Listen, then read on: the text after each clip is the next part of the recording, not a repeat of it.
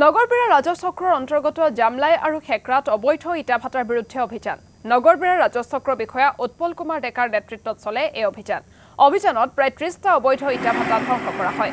অভিযানৰ কালছোৱাত ৰাজচক্ৰ বিষয়াগৰাকীক সহযোগ কৰে নগৰবেৰা আৰক্ষী আৰু বন বিভাগৰ লোকেও।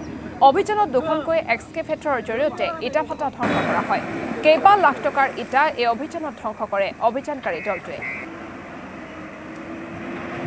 আমি পুনৰবাৰ দৰ্শকসকলক জনাইছো নগৰবেৰা ৰাজচক্ৰৰ অন্তৰ্গত জামলাই আৰু খেকৰাত অবৈধ ইটা ভাটাৰ বিৰুদ্ধে অভিযান চলোৱা হয়।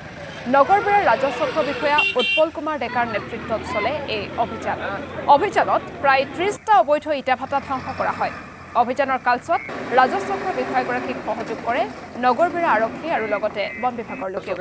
অভিযানত দুখনকৈ এক্সকেভেটৰৰ জৰিয়তে ইটা ভাটা ধ্বংস কৰা হয়। কেইবা লাখ টকাৰ ইটা এই অভিযানত ধ্বংস কৰে অভিযানকাৰী দলটোৱে।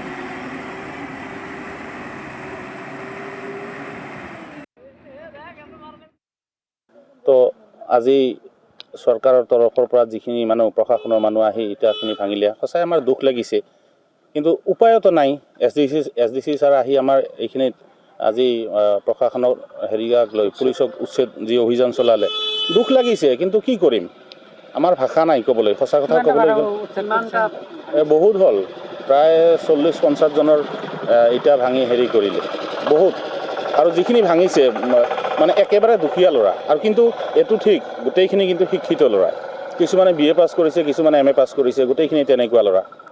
তো মই এইখিনিতে আছিলোঁ, এইখিনিতে দেখিলোঁ এইখিনি পথাৰ কি বুলি কয় হাবিলা পথাৰৰ সেইখিনিতে মই দেখিলোঁ।